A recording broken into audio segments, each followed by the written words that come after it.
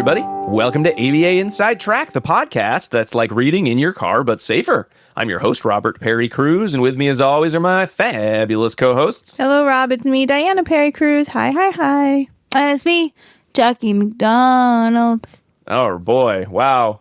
We're just coming in with all the energy. I got energy to spare. I got no energy. Diana and I both had our flu and COVID shots yesterday, and then went to bed being like, let's go to bed early, and I bet we'll feel fine. And then I did until about noon today, and I am crashing hard. Yeah. So I just also want to acknowledge that we were extremely fortunate and privileged that we live in Massachusetts and are able to access That's those. true. yes. I had a 2-hour medical procedure today where during the medical procedure, there was a fire alarm and everyone had to leave. And so I had to take my little IV bag with my little IV stand and geriatrically walk out the building and walk down the stairs and hang out in the parking lot. I never thought about what would happen if you had a fire alarm in that scenario. So I'm just hanging out. Just the nurse keeps coming over and being like, oh, you got to keep your arms straight because you're blocking all the mess. Oh, jeez. It was ridiculous. And for all you listeners out there, I was on season 3, episode 9 of How I Turned The Summer I Turned Pretty. And I was sure, because I'm there for over 2 hours, that I was going to finish. And I did not. Oh. I only got 10 minutes into the last episode. So you'll get there. And Jackie's fine, by the way. I'm totally fine. Yeah. It's proactive. Yeah.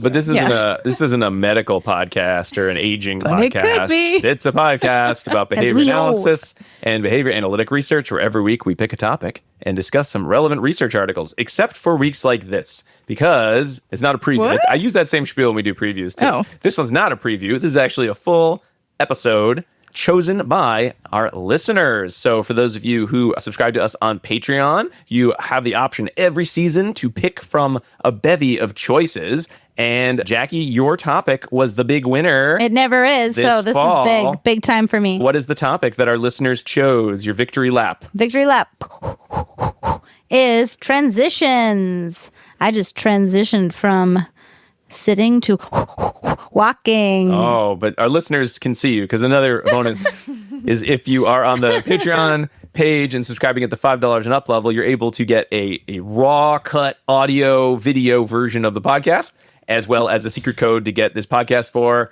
The podcast is always free, but the CE you'll get for listening is free. So you get to see some extra bonus material. Yeah.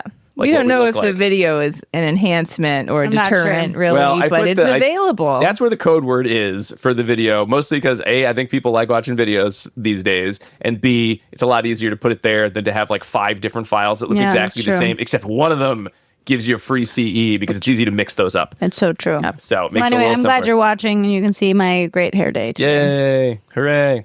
Every day is a great hair day for me. So we're talking about transitions, and we're talking about difficulty during transition. So problem behavior episodes, challenging behavior, refusal to transition, and the analysis of the function. Why are transitions so hard? So we're going to be talking about 3 articles that get at this topic a little bit. We did a previous episode on this a long time ago. So these are some more recent articles on the subject of looking into the magic of transitions.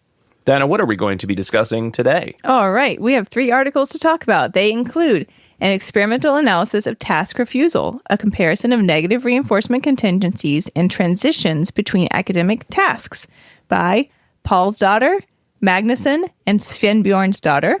That was published in Behavioral Interventions 2023. You did a great job on all those Icelandic last names. Thank you. Also, separate and combined effects of visual schedules and extinction plus differential reinforcement on problem behavior occasioned by transitions by Waters, Lerman, and Hovanets. That was in JABA 2009.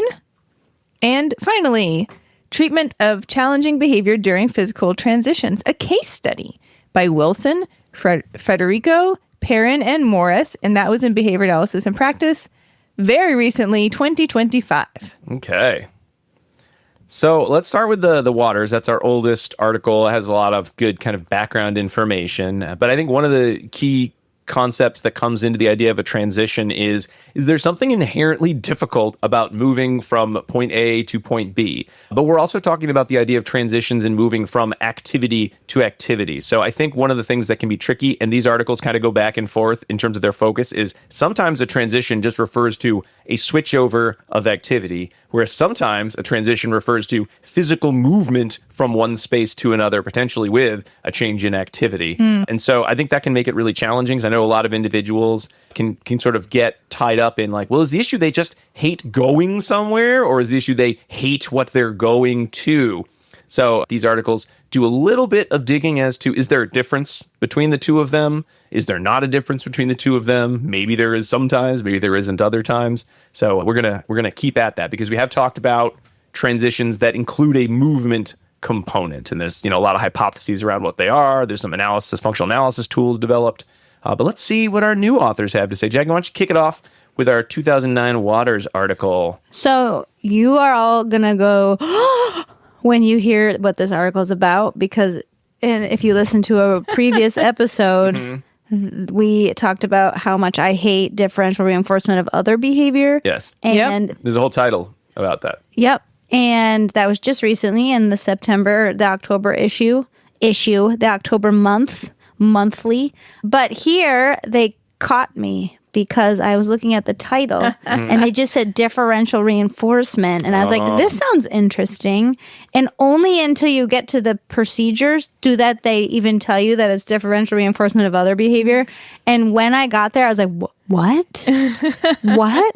So know that I was tricked, but I'm also glad that I read it, because it's always good to keep your mind open, right? That's right. On research. And so many of the previous research studies that looked at transitions, and some of that we've talked before, looked at antecedent interventions, right?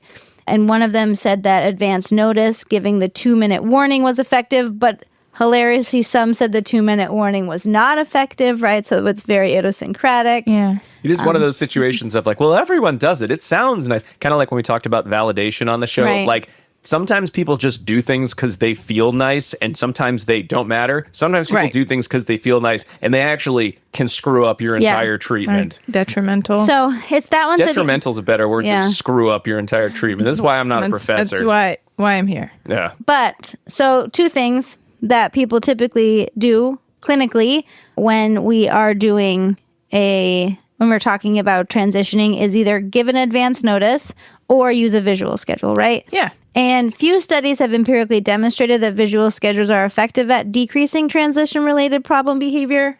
There was one research study that showed a decrease in non-compliant behavior during transitions with a visual schedule, but they didn't identify the function of the problem behavior prior to treatment, so they're unsure if it was the visual schedule, if it was the instructions, if there was something else. Yeah. Isn't that the way? It always is. You're like, no. Yeah. I love the idea of using a visual. Same. It's so easy too, right? Yeah. And it just tells you what's going to happen. Yeah. It seems very humane. Exactly. Right? Yeah, I love the idea. See it a lot in preschool classrooms, additional visuals. You see it everywhere. In my life, I use visual schedule, right? Yes. So McCord, Thompson, and Iwata looked at the function around problem behavior during transition. This was in 2001, and they thought that behavior may be maintained by avoidance of non-preferred activities, feel that. Access to preferred activities, also feel that, or escape from the transition itself. So they said, okay, Also when I'm looking at, also feel that too. Right? You're like, I don't want to get in the shower. Yes. And you get in the shower, and you're like, don't want to get out of the shower. Ever. Well, if you want to hear us talk about that, that is actually an article that we discussed way back when. Right. Oh, the McCord et al.? Yeah, that was in the original transition episode, which we'll talk about later. But so the purpose of this study was to evaluate the separate and combined effects of visual schedules and a function-based intervention for problem behavior. I might say that it's not a function-based intervention, but we'll talk about that. Okay. So we've got 2 6-year-old boys that served as participants. They engaged in problem behavior during transitions across all of the settings in their lives, right? They were like across many settings, school, home, daycare. They really list everywhere. Great. They communicated with 1 to 2 word sentences, and one communicated with full sentences. Both of them could follow one-step directions, match pictures to objects, expressly label objects. Both had a history with visual schedules and a history with pictorial items during the study, so they didn't have to train them on that, which is always nice, right? The FA and treatment sessions were done 2 to 3 times a day, 3 to 4 days a week. They were conducted in the classroom that the boys were in when the other peers were out of the room. And I'm like, did they have to miss recess? I hope not. Mm-hmm. That's what I'm thinking. I hope not. Right? I'm hoping that they're like, everybody's going somewhere else. But it's not recess. So the materials that they used for the study included photographs with words for each activity, a picture book for the schedule. We've all seen that. It's like the big binder with the 3-ring binder, right? With the Velcro on it. And a small plastic bag for one participant because he liked to put whatever he did in the baggie, which makes sense.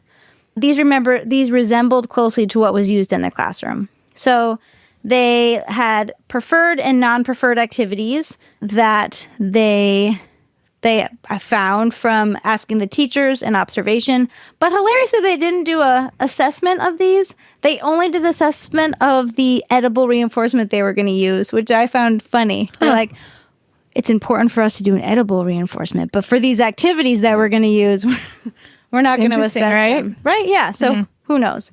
The preferred activities included playing computer games for Vern and listening to music for Jimmy. The non-preferred activities for both participants included academic tasks. No surprise there. They used a multiple stimulus without replacement preference assessment to identify food items, and they used this during the treatment evaluations if the student transitioned appropriately, which doesn't seem function-based to me. I'm just going to put it out there. But we'll talk about that in a minute. And the highly preferred items were candy and potato chips for them. So the dependent variable was aggression for both of them and disruption for one participant. They measured the occurrence and non-occurrence during transition. IOA was really good. They had one low IOA, and I wonder if it had something to do with disruption, because aggression seemed very, it's like hitting, punching, kicking. Mm-hmm. Disruption was a little more vague, so I'm just wondering if maybe that... They didn't say that, but I was just wondering. Yeah, could be. That's a wondering for me. Yeah. So the FA looked like 3 conditions similar to the previous research. They had 2 minutes of pre-transition activity, the transition, and then 2 minutes of post-transition activity. So they had an activity initiation with location change. So that was a transition from no activity to a non-preferred activity. And then if problem behavior happened, they returned to that original location. So that was a test for negative reinforcement, right, or avoidance. They had activity termination with location change. So they moved from a preferred activity to nothing. And that removed, if the problem behavior occurred, it moved back to the activity. So that was positive reinforcement. And then they had a control, which was no activity to a preferred activity. And hopefully that one, everyone was like, yay, right? Yeah. They presented each of them 3 times for a mean session length of 14 minutes. This is one thing I really appreciated about this study is they included how long each of the sessions lasted and how long the conditions lasted, because for clinician replication, it's really nice to know, like, okay, this is probably going to take around this much time. Yeah. I liked that. So results suggested avoidance of non-preferred activities and access to preferred activities. Surprise, both. Mm-hmm. Right? So the treatment evaluation, they had 2 minutes access to the preferred activity prior to each transition. They delivered the verbal prompt of music and or computer is finished. It's time to work. Following any completed transition, the participant was required to work on the non-preferred activity for at least 2 minutes with no problem behavior occurring in the last minute before returning to the preferred activity. So this was around 17 minutes with a range of 12 minutes to 39 minutes for this. Oh my. Yeah. Okay. Does that make sense? Mm-hmm. Yeah. Baseline looked exactly like the FA. They had a visual schedule identical to baseline. Oh yeah. The baseline looked like FA, so then the visual schedule condition looked identical to baseline with the exception of the visual schedule, right? They had the pictures on there, what they were going to do. They were physically prompted to move the pictures so that they could say that they had contact with them. And then they had the other condition, which is extinction and differential reinforcement of other behavior. So, right, then they said in that one, the participant had to move. They had to comply with the transition regardless of problem behavior, and the therapist delivered praise and preferred food if the participant completed a transition without engaging in problem behavior. So this one was 120 seconds for one participant and 25 seconds for the second. So finally, the procedures described above were combined when the visual schedules were used in conjunction with extinction and DRO. So I'm going to argue here that extinction may be a function-based treatment, but it doesn't teach anything. So I'm really not on board with that, since I think behavior analysts should first and foremost teach something. Yeah. And a DRO is actually a punishment procedure. So it's not function-based. So then I thought to myself, what would I do here? And so maybe, because there's multiple functions, both positive and negative reinforcement, maybe I would teach a functional communication response for both. Right? Maybe I would teach delay, denial. And again, this is an older article, so those things. What, 2009? 2009. Yeah. So it's a good like beginning point, but to say that it's truly function based when we're using a DRO and edibles, I'm not 100% sold. No. Well, they don't know the function. They did the FA to the transitions, and they said it's both escape of the non-preferred and Okay. yeah. So It's multiply maintained, so we still kind of... Yeah, we still don't know, right? But it's hard. So they tried. They, extended the literature by doing the FA and by showing that the visual schedule alone doesn't work. So the visual schedule alone looks exactly like baseline. Rates are high, kids are crying. Yeah, and I would be kind of interested to see, like, when is the visual schedule helpful? I think in some instances it can be. Yeah. But not in the situations where there's already a issue with the transition, right? It's more so if you're in a classroom with some, lower verbal learners, right, who still have some good visual discrimination skills, then perhaps adding that as a visual instead of just having it be an auditory transition might make those transitions a little bit smoother. You might have a better comprehension of it if you were to ask, right? But that's kind of different than a situation like this where you have active problems already. Function of escape from the transition or the task or whatever it might be.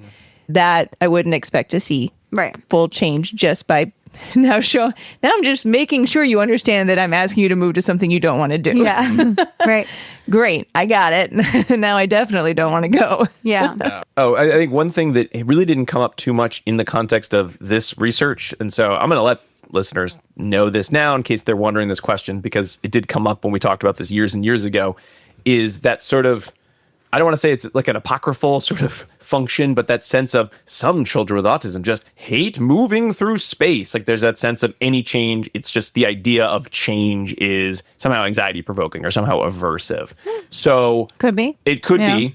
I don't think any of these articles are really looking specifically at, is there some sort of like odd rule governed behavior or sort of, anxious private event going on in the context of the transition, which would be the sorts of situations where you think, if I'm going to use the behavioral treatment of visual schedule, that would probably have to be somewhat of the function of like you're able to sort of escape or to kind of abolish whatever control those private events have on behavior, perhaps. Could be.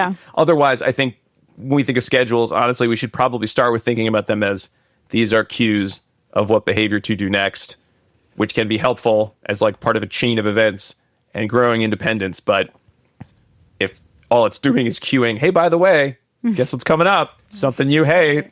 Yeah. That might be hard. But, go ahead. I was just going to say, like, to speak to your point, Rob, there is like really interesting research out there looking at eye movement technology, and it's Ami Klin is the person who does that research, but they examined how difficult it is for individuals to disengage from an activity and move to something else just by tracking eye movements, and that typically is harder for autistic individuals than others. So there might be something to difficulty with transitions at a neurological level. Yes, but that's not really being... I don't think any of these articles necessarily look at that. So if you're coming and you're like, well, when are they going to do the article where they talk about just sort of the general fear of a transition? We're not doing it in this episode. But just wanted to throw that in. Yeah. I'm not discounting that as a potential function. It's more a matter of just we're not talking about that as something that's occurring in these research studies. Yeah. So when turn off your podcast players now and go do something else. When they just did the DRO and extinction, they did see some decrease in responding, 69% for one participant, 83% for another participant. But they saw greater reductions in problem behavior when they added the visual schedule and the DRO and extinction components. Great. And they posited that the DRO alone with the DRO, with the visual schedule, minus the extinction wouldn't have worked due to the contacting reinforcing contingencies only after the extinction was implemented. So I think that this is a great start on talking about transitions, given that it was written a long time ago in 2009. But I know extinction is function-based, but DRO certainly is not. So I would have thought about a different thing that we could teach. Because I love teaching. I know you do. All right. Thanks, Jackie. Well, I'm tired of the past. Let's move into the future. But before that, we'll take a little break. And then when we come back, the present of research relating to transitions. We'll be right back.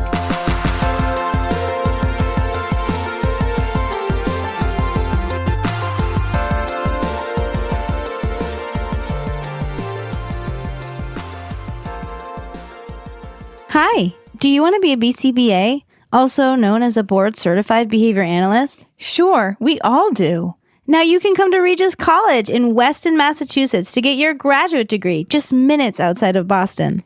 Choose from any one of these courses. Masters of Science in Applied Behavior Analysis. Masters of Science in Special Education, dual degree in Special Ed and ABA. Or be eligible for your postmaster certificate. You can complete your degree and be ready to sit for the exam in 2 years. And our 2022 graduates had a 92% pass rate on the BACB exam.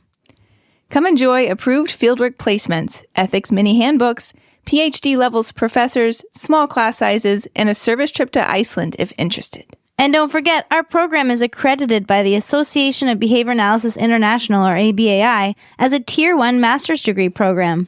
Don't delay. Supplies are limited. Learn more at regiscollege.edu. Again, that's www.regiscollege.edu. regiscollege.edu. One more time, www.regiscollege.edu. See you there. Bye.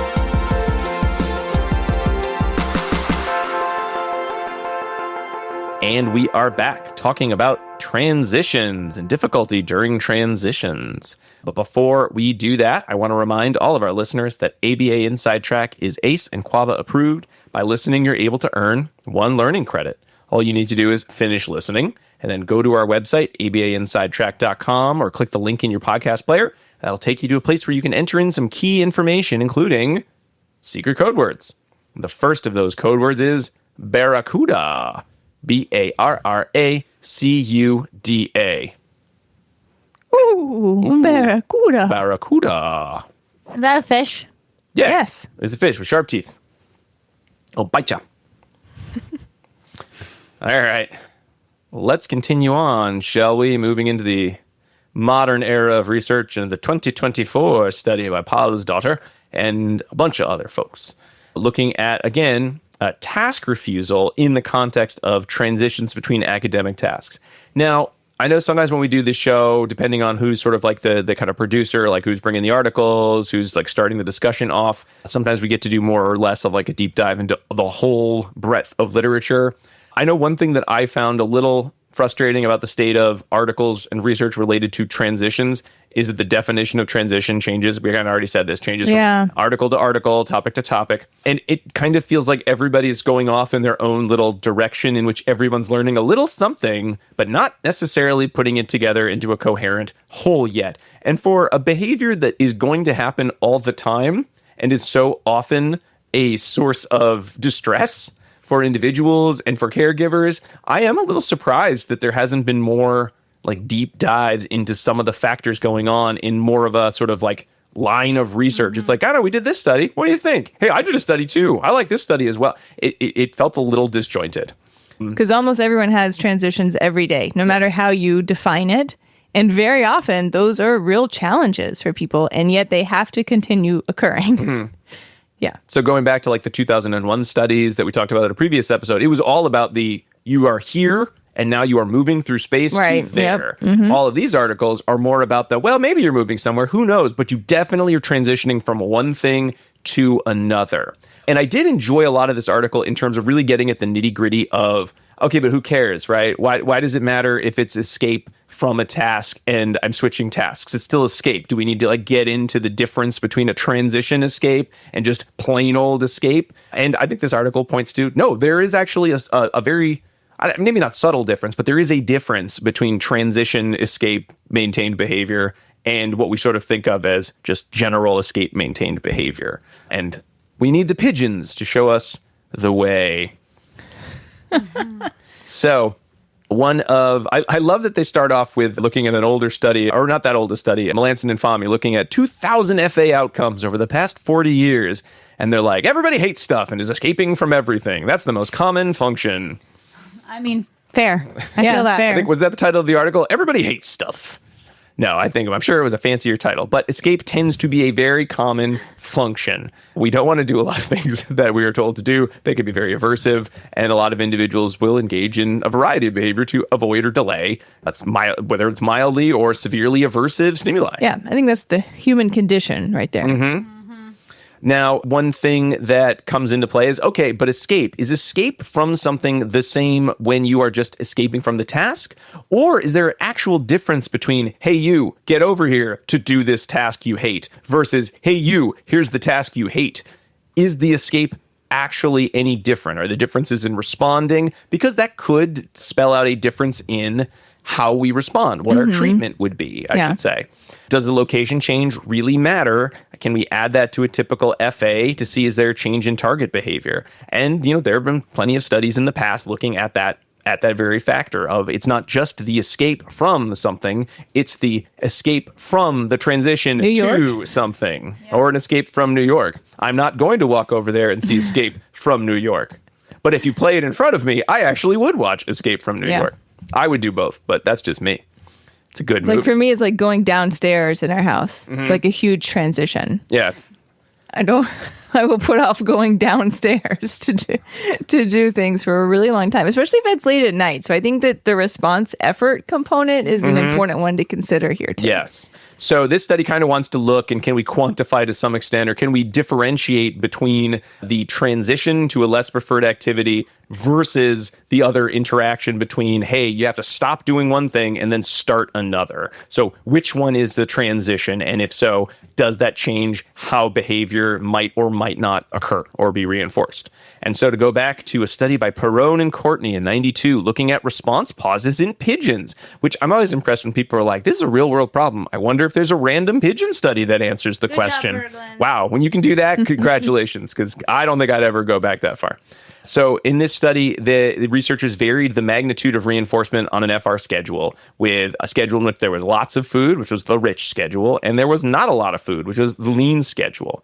And they had two different schedules. They had the mixed stimuli. So again, a mixed schedule in which there's no stimuli that will tell you, hey, on a fixed ratio of pecking, you're going to get food. Which food? I don't know. Who knows? And it can occur at a random. It's a component schedule, and it can occur at a random sequence. It doesn't have to occur. Thanks, because Diane and I are teaching this currently. Oh, Got geez, it. Yeah. And then the multiple schedule in which it's like, hey, look at this pigeon, peck the keys and you'll get the rich schedule. Hey, That's peck the keys, you're going to get the lean schedule. Right. So the multiple schedule signifies that the discriminative stimulus will signify a reinforcer is available, and the 2+ schedules can occur again in random order. Mm-hmm. So, and the results of the study, that's very good. The results of the study, the longest pause between pecking was in the rich to lean multiple schedule. So again, the large reinforcer was delivered, and then the signal, by the way, the next one's going to be crummy. That's typically where they'd see the pause, in which they just see a decrease in responding. And you see this pattern. There was a follow-up study where they looked at dawdling behavior, in which, again, you usually have this kind of, oh, everything's great. What a rich schedule of reinforcement you're on. And by the way, I'm about to tell you, it's going to get worse. That's often when you'll see dawdling behavior, which is the pigeon pecking equivalent, I guess, in humans, is dawdling. I dawdle. Everyone dawdles. That's pretty common. Pigeons peck and humans dawdle. Oh my God, that's my neck mug. Pigeon's going to peck, peck, peck, peck, peck. So the question we kind of come back to is, all right, is the issue here that the pause or the dawdling is some sort of an escape from demand? Or is it the fact that, you're signaling that I'm about to enter a rich to lean schedule of reinforcement? And why would you care? Well, because if you get it wrong and you teach someone, hey, you should ask for a break when this task is presented, it may not actually be that effective a treatment because it's the transition context itself that is the problem. Yeah. And just being like, hey, by the way, something crummy's coming up, you should ask for your break may evoke problem behavior because you're like, oh no, thanks for reminding me. I better skedaddle or dawdle in this case. Whereas if you just were sort of like, anyway, oh, look, something happened. It's not as much fun, but you didn't know that till it was presented. It might be okay.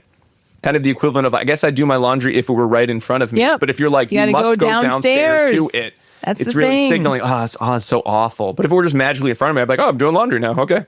So skedaddling, where you run away to your room and then mess around? I guess that would be skedaddling, yes. So the purpose of the study, after all that preamble, was to do an experimental analysis of task refusal around some academic demands with, and this is another problem with this line of research, the number of participants is very low. Yeah. So we've got one participant in this study. This participant had a developmental delay, and researchers looked at academic tasks as a rich to lean transition, and they did a demand analysis and a transition analysis. So this was a 12-year-old girl as their primary participant, diagnosed with ADHD and developmental delay.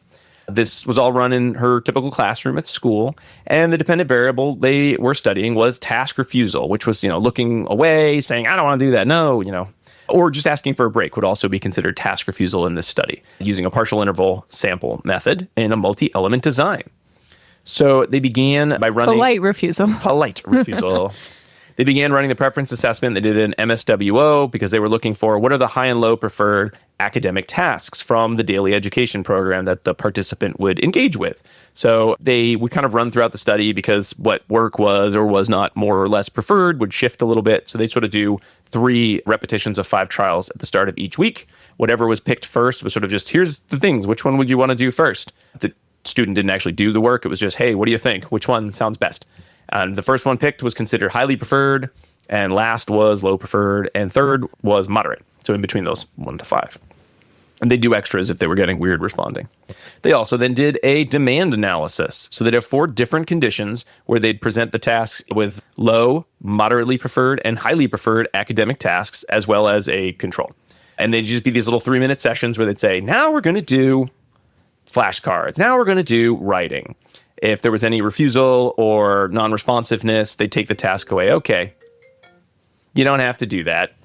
And they'd praise correct responses, just like during a typical school day.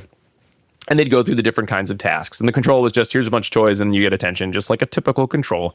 And they looked at the percentage of intervals with task refusal. So again, from this, you're going to get a sense of which tasks were actually the most led to the most escape, or task refusal, I should say. Then they ran their transition analysis, and here is where they looked at what happens with the refusal or the task refusal with high to low preferred academic tasks, low to high preferred academic tasks, a high to high preferred academic task transition, and a low to low. So again, just putting it all together. So they'd start working on one thing for a bit, for 2 minutes. Now we're going to work on blank. They do that for 2 minutes. After 2 minutes, they'd be like, anywho, now we're going to work on this other thing for 3 minutes. Same thing. If there was no response, they'd prompt after another one. They'd say, oh, okay, task refusal. Or if they just said, no, I'm not doing that, or I don't want to. Oh, okay, you don't have to for 30 seconds, just like in the demand analysis. And then you looked at the percentage of intervals with task refusal for that second task, because there's your transition. And then based on those results, they decided the treatment that would be appropriate would be either an embedded break or a no break between the high to low preferred academic tasks, which is where they were seeing most of the refusal.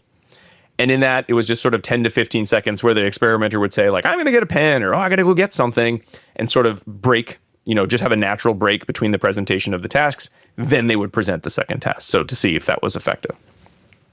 So during the demand analysis, the participant emitted task refusal in 1 of the 10 sessions with the low preferred task and none in any of the other conditions. So again, low preferred task did seem to sometimes be unpreferred, but it really didn't matter that much. Whatever the task was, the student was relatively compliant with the tasks.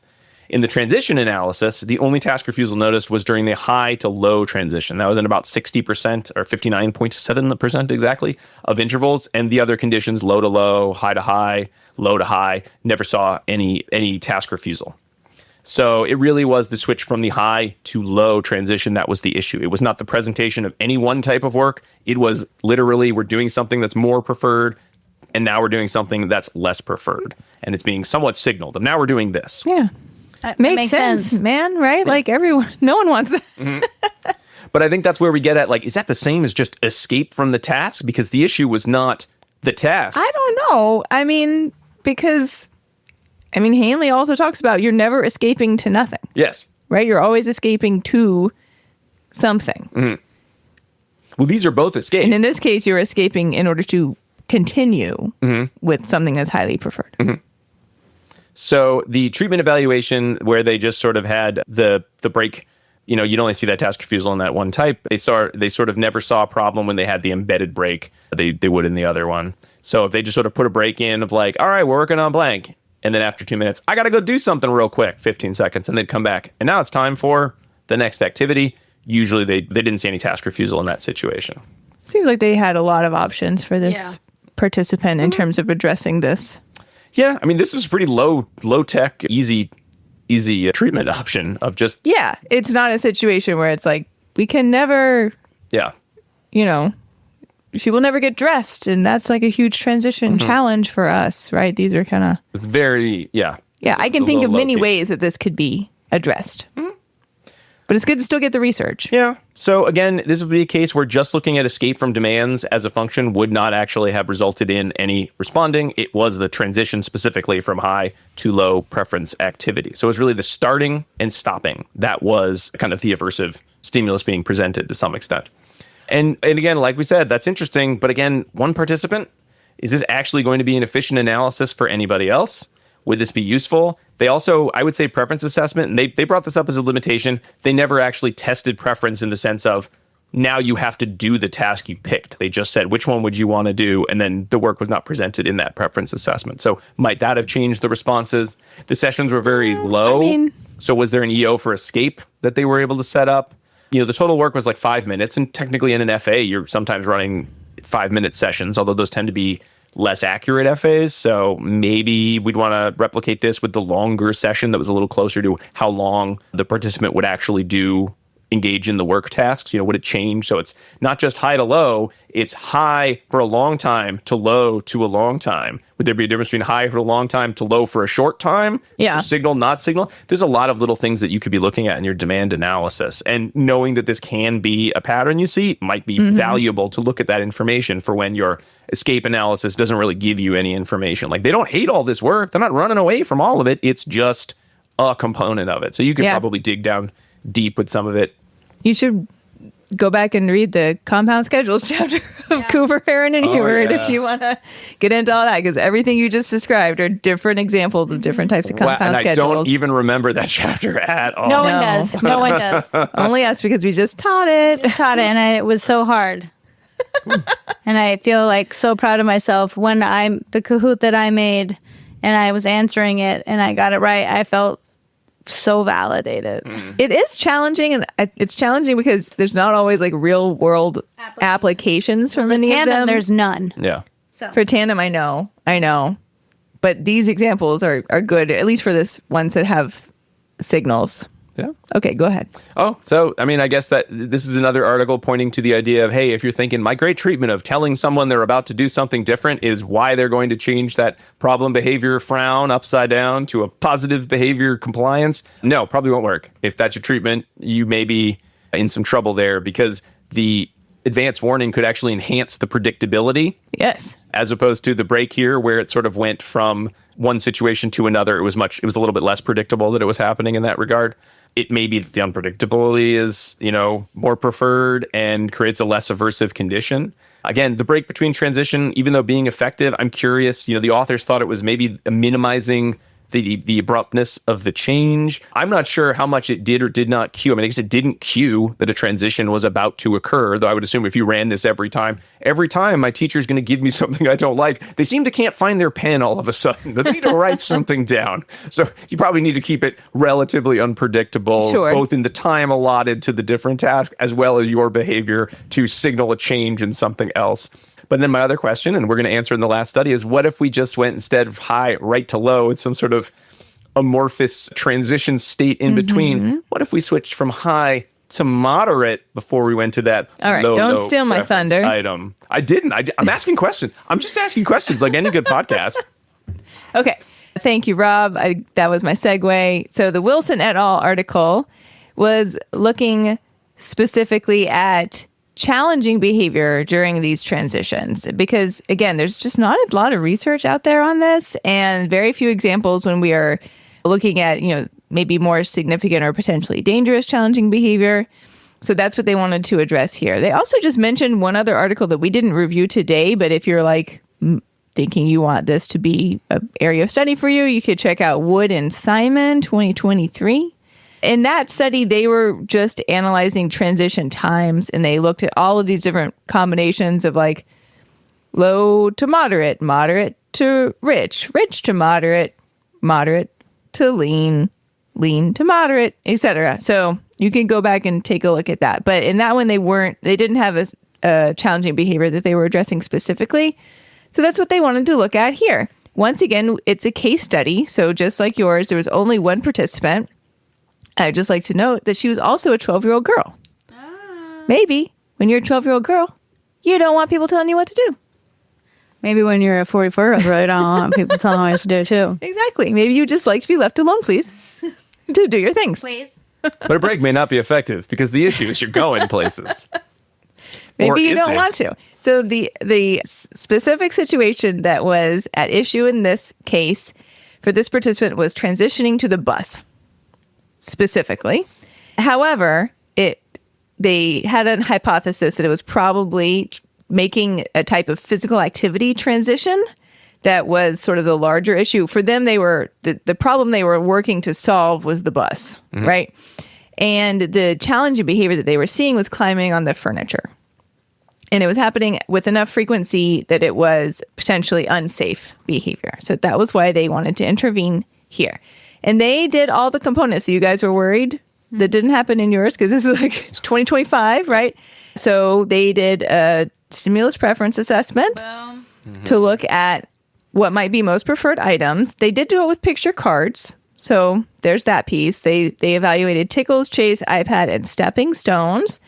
iPad was the most preferred, and then stepping stones and tickles were moderately preferred. So all of those will make an appearance here. And then they did a very brief trial-based FA.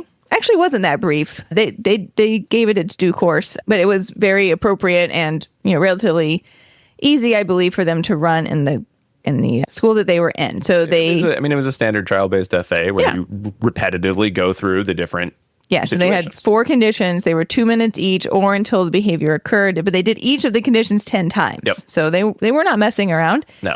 They evaluated access to attention, access to tangibles, escape from academic demands, and then escape from physical transition demands. Ooh, all of them. Mm-hmm. Yes. So you trial-based FAs, man, they always make me feel best.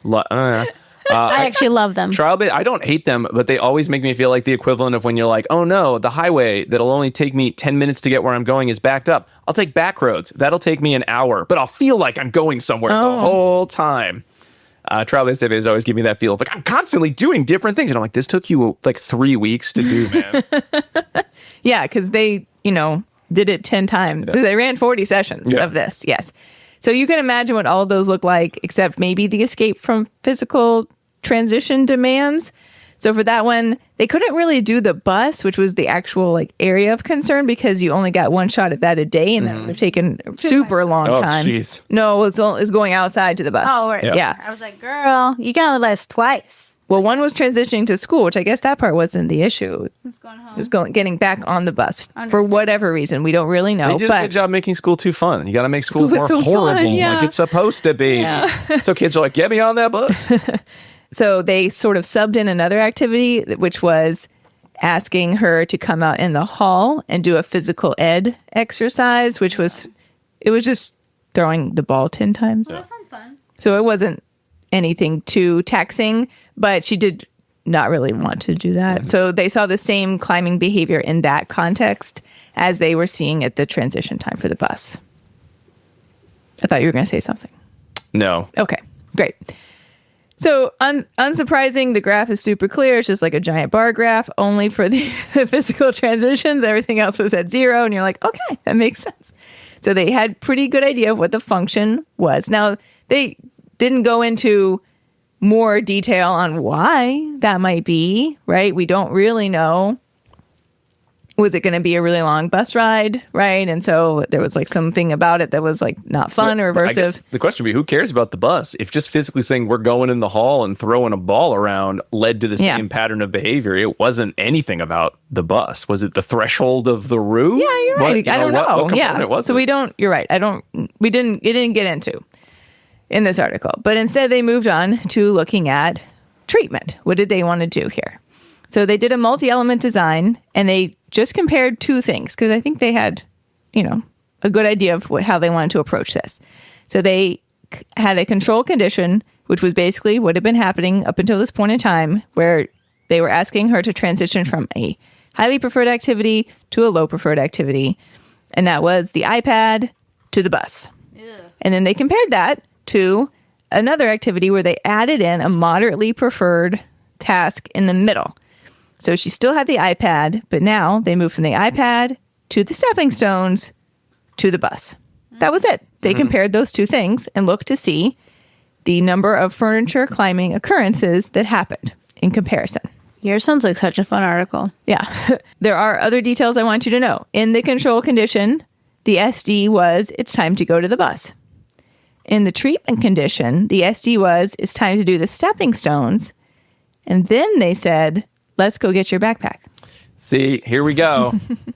That's not the same. I'm going to come back around to it. She could do the stepping stones for 30 seconds. They also did tickles. And then I also want you to know that in the control condition, the stepping stones were still present. So she could have walked on them, but there was no SD, and she never did. She said, I won't pick stepping stones. Thank you. Yeah. Song. It's old. It's pretty old. And they don't really talk about what happened when she engaged in furniture climbing, how that was redirected, or what they did in order to have that end. That didn't come up. Yeah. Okay. Now, the most amazing graph is in this study, second only to the trial-based FA graph that they had. So it looks like an ISCA graph because it's just like two very short data paths. Yes, that's what it is. So the control condition, which was just iPad to bus, she engaged in high rates of furniture climbing, 2 or 3 every transition, and they had 3 of those data points. And then they had the treatment condition, which was iPad to stepping stones to bus, and here it was 0. No furniture climbing ever in that one, and they had 3 of those. And so again, huge differentiation in this graph.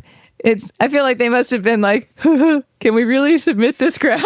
It looks hypothetical. It looks like, like the first graph you would ever look at. I'm just practicing how to make a graph in Excel. That's what it looks like. Exactly that. Yeah, absolutely. Beautiful. Yeah. But no, it's real, and they got good IOA, and all of those things also occurred. So the limitations here, and they note these as well, is the SD is different, right? So I want to hear the backstory. Why was the SD different? I don't know, because we really don't know if that SD, because it had a longer history with problem behavior, transitioning to the bus could have occasioned some of that response. So the original SD of let's go to the bus was used only in the control condition, not in the treatment condition. I want to see a reversal where they say, let's get on the bus. They acknowledge that this is a potential concern. Yes, in that it might have made the entire treatment moot. Yeah. And then they also talk as well that they don't really know what the behavioral mechanisms at play here could have been to produce the results that they saw. So, this study just didn't lend itself to being able to sort of parse that out. We would have had to do something different or something more after they got these treatment effects. So maybe the stepping stones sort of like decreased the EO for climbing because they had some similar physical properties related to them. Maybe this kind of worked like a high P, low P sort of scenario. And by building in more opportunities there, they saw an increase in likelihood. We don't really know. This was a brief little study. I really liked it. I'd love to see more of these. I love a case study. I'm curious. I'd love to, maybe Cody, you could tell us what the mechanism is. Like, was the story, someone was working on something and this just sort of happened to be the treatment? Because some other things I would have loved to see was like, what if you added more treatment options? Because a lot of times in schools, certainly where there's lots of buses, this is a pretty common occurrence. Yes. So I'd love to see, well, what if they just stayed with the high P sequence of get your iPad, let's take your iPad to the bus. Like, would you have still seen that transition? Yes, because potentially now the transition is high P to not really low P, like low P plus high P. So would that have changed behavior? Would that have led to more consistent transitions? Exchanged for some other like moderately preferred like transition toy that could be held on the bus.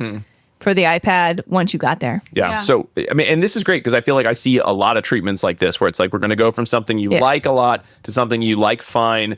And now here's the kicker. It's something you don't like at all, or you at least seemingly don't like at all. I know a lot of kids that have done bus to playground to inside the school. Exactly.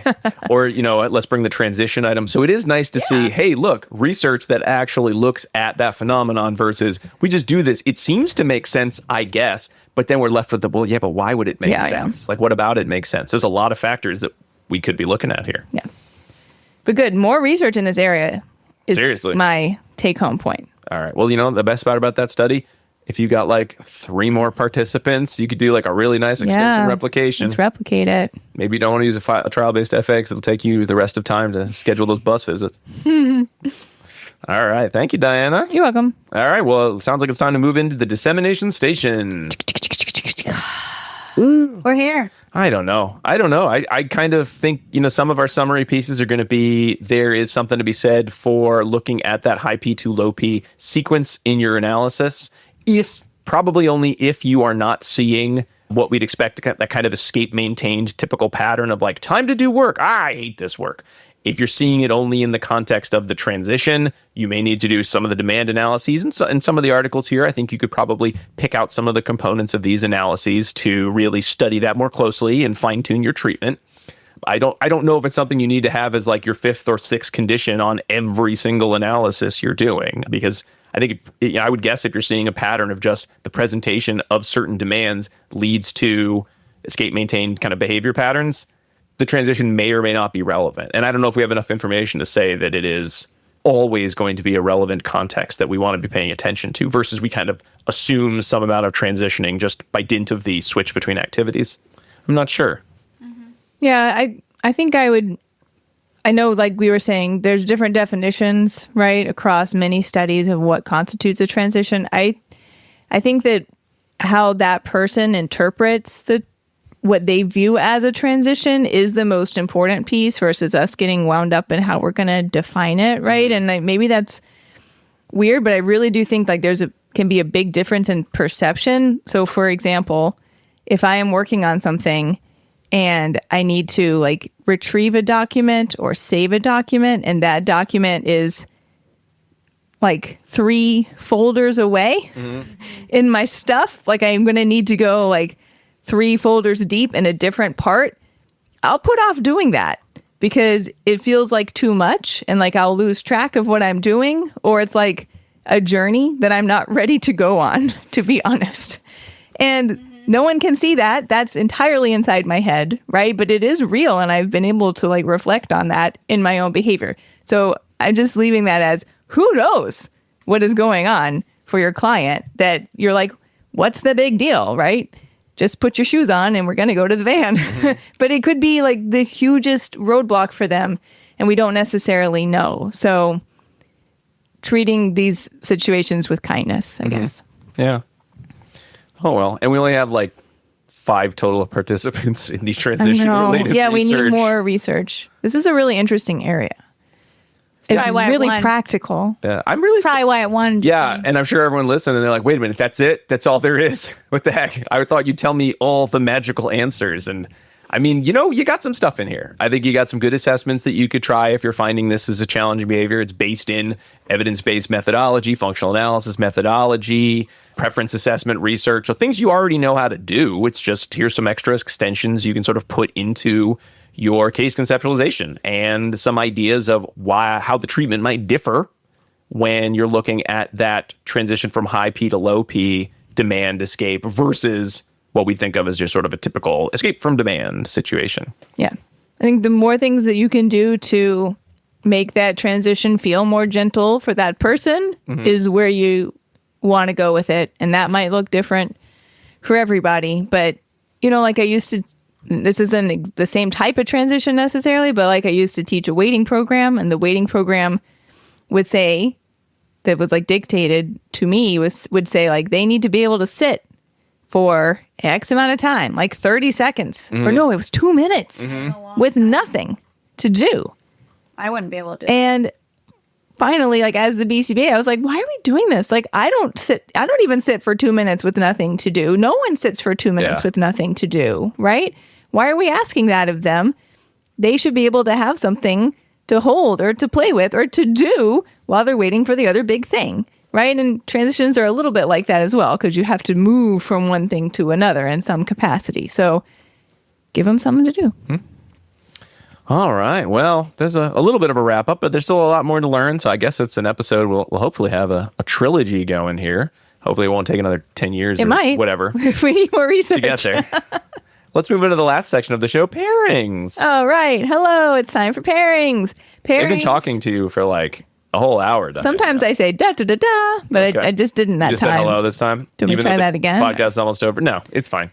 Pairings is the part of the show where I tell people about past episodes they might want to check out if they found this one interesting. The episodes where you've talked about things, or at least somewhat related to this, include episode 18, where we talked about transitions the first time around.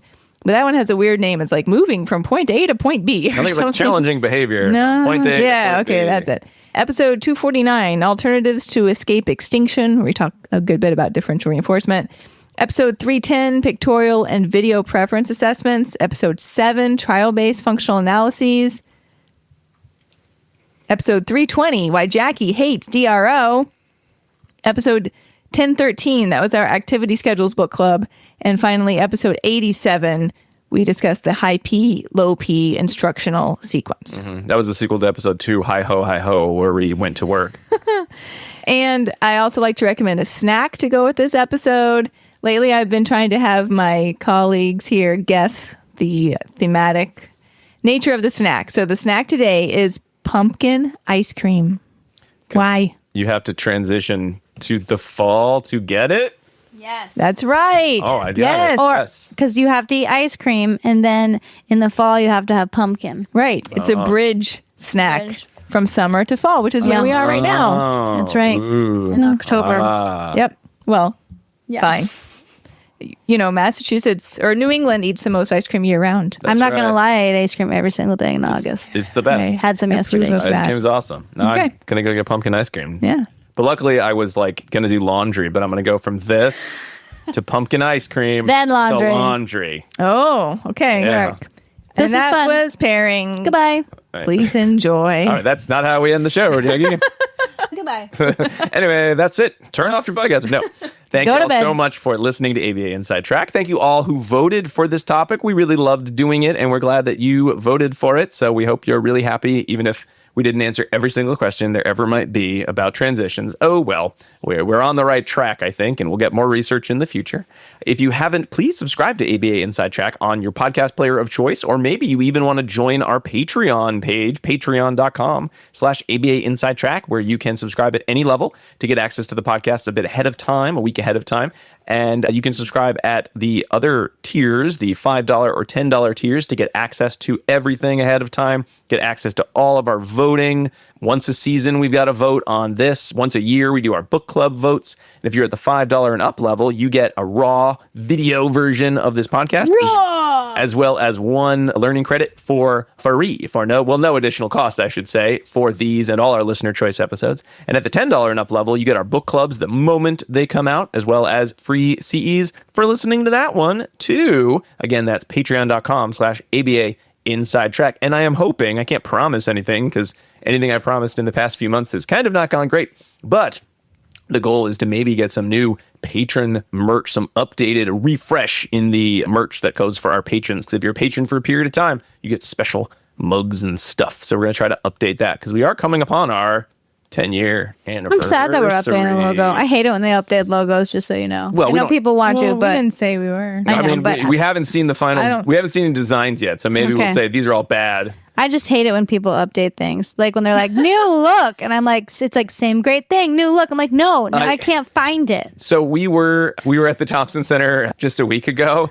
And someone was kind enough in talking about dissemination. They put up some of the best behavior analysts podcasts. And oh, look, there we were. And seeing our logo, I was like, did a child make that logo? I actually still love it. I'm sorry. I still love it. We are children. You know, oh, man. If you see us at Babbitt or you at Babbitt, I'm going to try to hand them out because I don't want them in my house anymore. Some of our classic original design t-shirts, which are literally just that logo. And I'm like, do I just throw these in the garbage? Because it is just a big box of crayon looking junk. I want a new logo to celebrate. Anyway, we have to vote. We have to vote. All right, we'll vote. Not you folks. It's a democracy around here. Oh, okay. I mean, we haven't changed 2/3. All right. Anywho, what are we talking about? Oh, yeah, ending the show. Oh, I already did end the show. I said bye. You did badly because we have to tell everyone about the Patreon page, about going to abainsidetrack.com. If you want CEs for this episode, don't you want your second secret code word? I know I do. It's flashback. FLASHBACK. Do you remember back on that other episode we did about transitions? Let's flash back to it right now. Remember that? There's a flashback to an old movie. I do. Bill and Ted's Excellent Adventure. Nope, that is not the movie. Oh, Wayne's World. Wayne's World. I always get the two mixed up because they're both dudes. Wayne's World. They're two friends. They are two. It's a podcast, not a podcast. It's a movie about two friends. Some final thanks. Thanks to Dr. Jim Carr for recording our intro and outro music, Kyle Sturry for his interstitial music, and Dan Thabit of the Podcast Doctor for his amazing editing work. If you're not on the Patreon feed, he's probably going to cut out a lot of this episode because it was a bunch of nonsense. And just leave the good stuff. Either way, we'll be back next week with another fun-filled episode. But until then, keep responding. Bye. Bye.